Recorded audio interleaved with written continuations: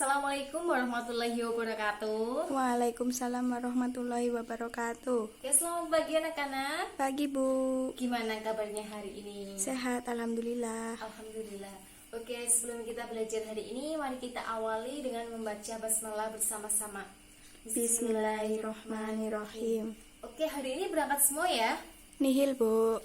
Oke, hari ini kita akan belajar mengenai besaran dan satuan. Nah, jadi diharapkan nanti ketika anak-anak udah belajar mengenai besaran dan satuan, anak-anak paham apa sih besaran, kemudian apa sih satuan. Nah, nanti juga diharapkan ketika udah di kehidupan sehari-hari, anak-anak bisa paham, oh ternyata ini penerapan dari besaran dan satuan, gitu ya? Ya Bu. Oke, sebelumnya ada yang udah tahu apa itu besaran? Belum. Belum ya? Oke, Ibu kasih contoh nih. Nah, Ibu kasih contoh nih. Misal ya, di rumah Bapak tuh mau bikin meja. Nah, ketika Bapak mau bikin meja, pasti Bapak harus menentukan dulu ukuran panjangnya berapa, lebarnya berapa, tingginya berapa, begitu. Nah, ketika udah menentukannya, nanti Bapak pasti akan mengukur kayu yang dibutuhkan panjangnya berapa, begitu. Terus lagi nih, Ibu di rumah mau bikin kue. Nah, kalau mau bikin kue pasti Ibu harus menentukan dulu nanti kita butuh berapa banyak tepung, kemudian gulanya berapa, telurnya berapa, airnya berapa, begitu ya. Ya Bu. Nah, kira-kira dari contoh yang Ibu sebutkan, kira-kira paham belum apa itu besaran? Belum terlalu paham Bu. Oke, belum ya. Nah, di sini Ibu juga membawa ada HP nih. Di HP kan ada stopwatch. Nah, sekarang Ibu pengen tahu berapa waktu yang Ibu butuhkan untuk menulis kata waktu nih. Nah, ini Ibu mulai ya nih. Waktu. Nah, oh ternyata Ibu membutuhkan waktu 2,68 detik. Nah, kemudian lagi nih di sini Ibu bawa timbangan. Nah, ini timbangannya satuannya gram ya. Ini kalau ini gram, kemudian ini baru kilogram nih. Nah, nih Ibu timbang. Berapa Susi? 650 gram Bu. Oke, nah berat bukunya 650 gram ya. Ya. Nah, terus nih di sini Ibu juga bawa meteran. Nah, meteran ini bisa digunakan untuk mengukur panjang. Nah, misal nih Ibu pengen tahu nih panjang papan tulisnya berapa nih, Ibu ukur. Oh, ternyata Ibu ukur panjang papan tulisnya itu 70 cm. Nah, 70 cm. Nah, kira-kira dari yang udah Ibu praktekkan tadi, ada yang bisa menyampaikan apa itu besaran? Saya Bu. Oke, silakan Susi. Besaran adalah segala sesuatu yang dapat diukur dan dinyatakan dengan angka. Oke, betul. Jadi besaran itu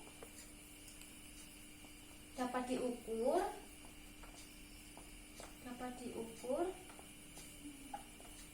dan Dinyatakan. dengan angka ya. Nah, dengan angka. Nah, tadi kan Ibu melakukan pengukuran kan, tadi menggunakan ada alat ukurnya, ada meteran tadi contohnya kan. Nah, kemudian kita dapat hasilnya berupa angka. Nah, makanya itu besaran adalah segala sesuatu yang dapat diukur dan dinyatakan dengan angka. Nah, misalnya dari ini contoh yang tadi panjang. Nah, jadi panjang ini bisa kita sebut sebagai besaran. Nah, besaran. Kemudian 70 ini, angka ini kita sebut sebagai besar. Nah, sentimeter ini kita sebut sebagai satuan. Nah, begitu ya, sampai sini paham? Paham Bu. Oke, sebenarnya ada yang ditanyakan dulu? Ada Bu. Ya, silakan tanya apa? Mengapa harus dengan angka Bu? Oke, pertanyaannya bagus. Kenapa harus menggunakan angka? Ya, sebenarnya kita bisa menyatakan sesuatu itu dengan kata-kata sifat. Nah, misal nih, spidol ini ukurannya kecil. Kemudian papan tulis ini ukurannya sedang. Terus nanti ada mobil itu ukurannya besar. Nanti truk lebih besar. Pesawat amat sangat besar. Belum nanti ada benua, kemudian ada tata surya. Nah, itu kan lebih besar sekali kan. Nah, kalau kita menggunakan kata sifat, kita akan kehabisan kata-kata karena kata sifat itu terbatas. Nah, jadi kita sulit untuk menggunakan kata sifat untuk menyatakan suatu besaran. Nah, jadi ketika kita menyatakan contoh-contoh tadi dalam bentuk angka, kita nggak ada masalah. Nah, jadi mau sebesar, mau sekecil apapun sesuatu itu, benda itu, kalau kita menyatakan dengan angka, kita nggak akan kesulitan ya.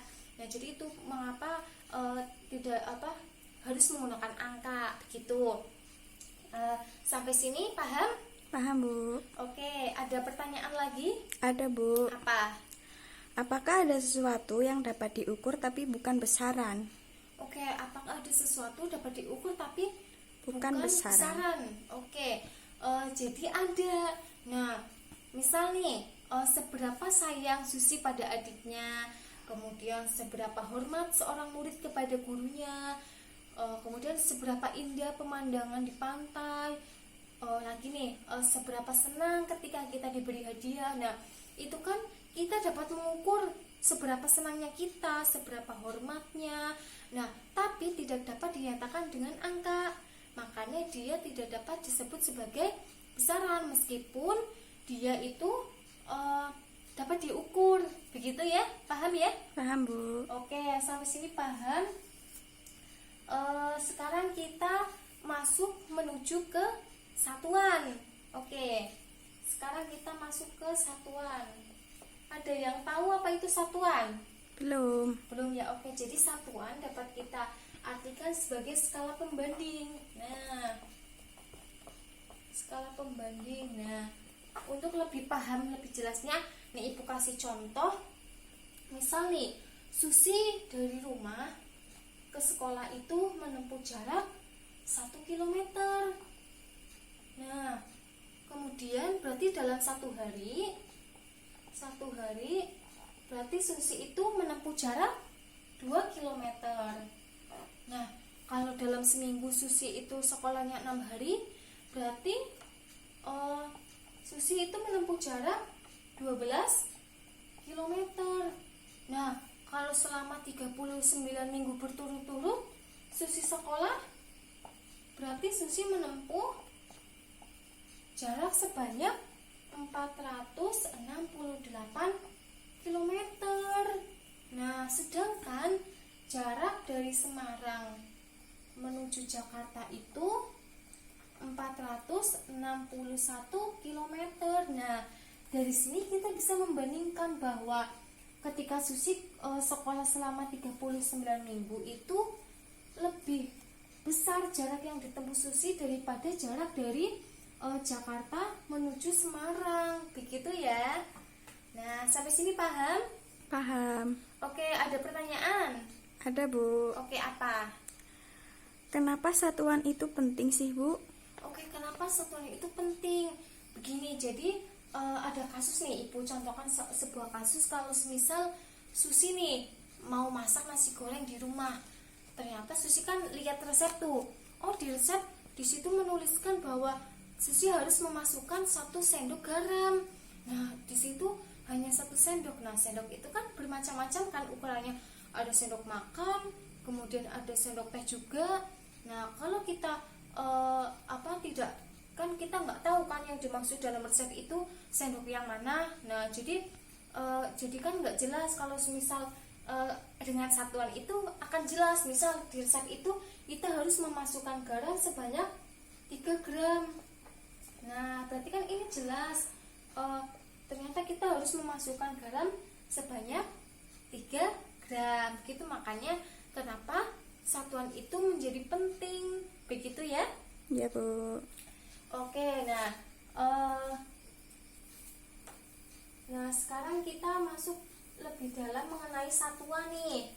Nah, satuan itu ada macamnya. Nah, satuan itu ada satuan baku dan satuan tidak baku.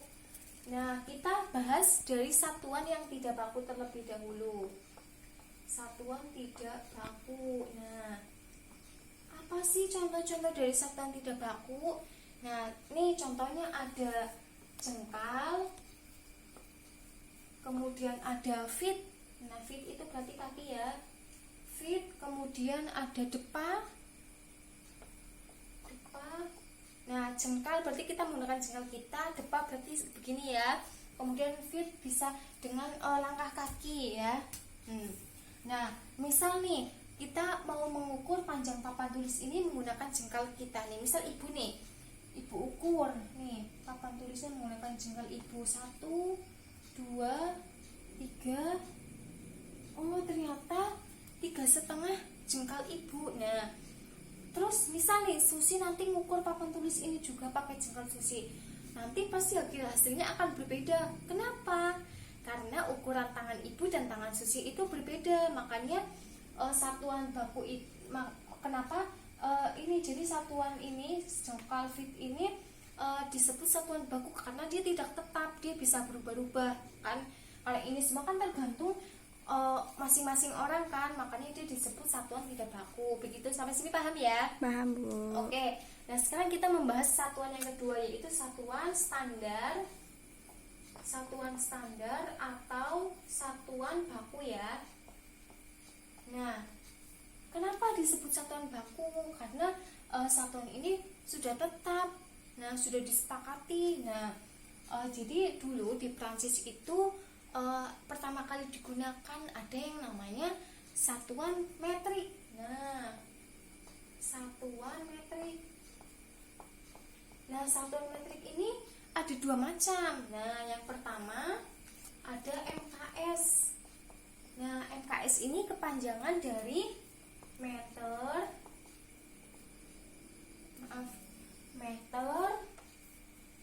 kemudian kilogram, dan sekon. Nah, jadi ini. Nah, satuan-satuan ini jadi berlaku sama di seluruh dunia. Misal nih, tinggi badan ibu itu 1,5 meter.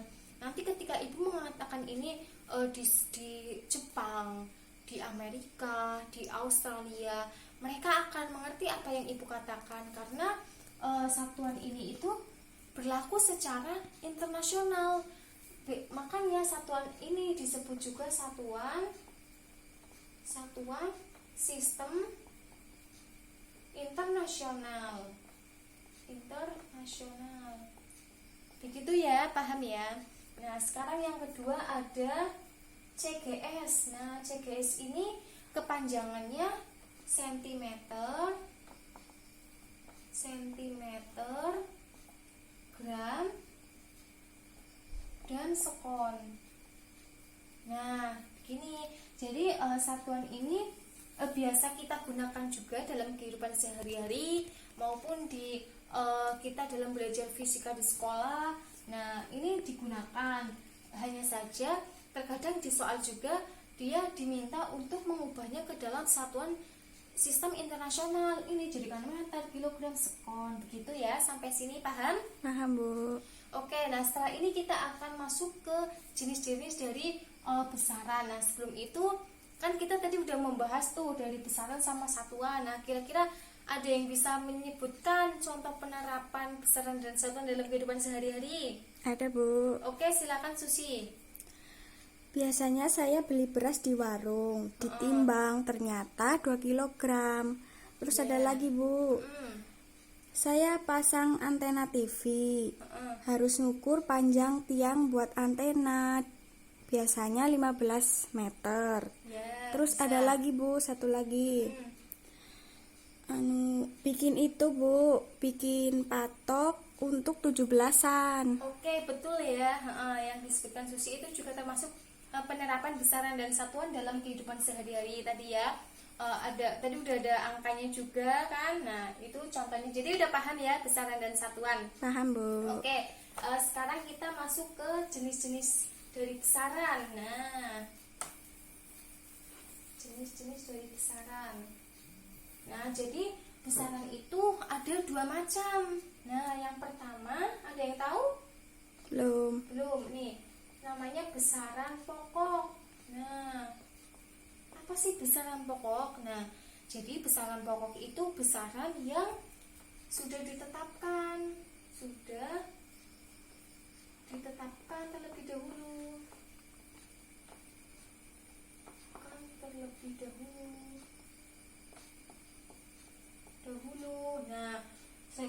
besaran pokok juga tidak bergantung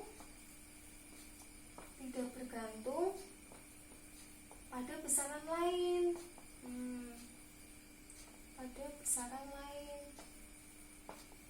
Nah, gitu ya. Jadi dia itu berdiri sendiri, terus udah ditetapkan terlebih dahulu ya, tidak bergantung pada besaran yang lain. Nah, besaran pokok ini ada 7 macam. Ada 7 macam. Nah, nih Ibu kasih contoh. Yang pertama ada panjang. Nah, panjang ini satuannya meter. Kemudian yang kedua ada waktu. Nah, waktu ini satuannya sekon. Nah, ini Ibu baru menyebutkan 2 ya. Nanti 5 yang lainnya nanti anak-anak cari di perpustakaan ya.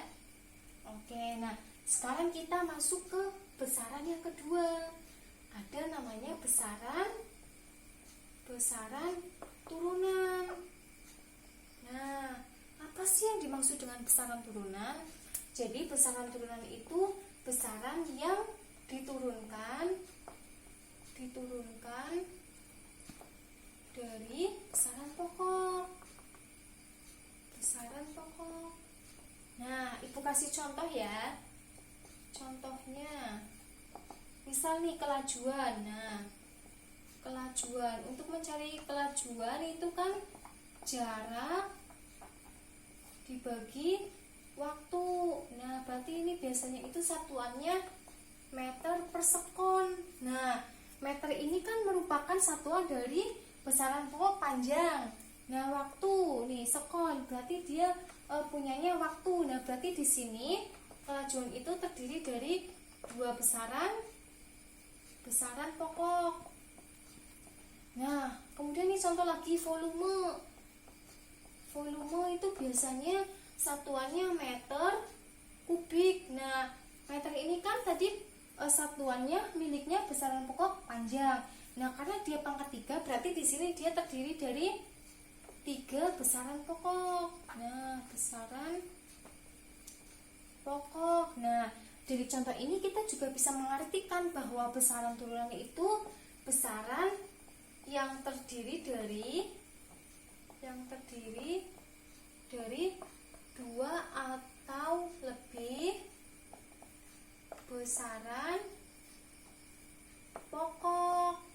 Nah, begitu ya, paham ya? Paham, Bu. Oke, karena waktunya udah habis, mungkin itu yang dapat Ibu sampaikan. Nanti jangan lupa dicari lagi nih 5 besaran pokok lainnya. Nah, mari kita akhiri pembelajaran fisika hari ini dengan membaca hamdalah bersama-sama. Alhamdulillahirabbil alamin. Oke, nanti Ibu kasih tugas. Nanti kalau ada yang belum paham bisa ditanyakan ke Ibu. Kurang lebihnya mohon maaf dari Ibu. Apabila ada kesalahan Ibu mohon maaf. Ibu akhiri. Wassalamualaikum warahmatullahi wabarakatuh. Waalaikumsalam warahmatullahi wabarakatuh.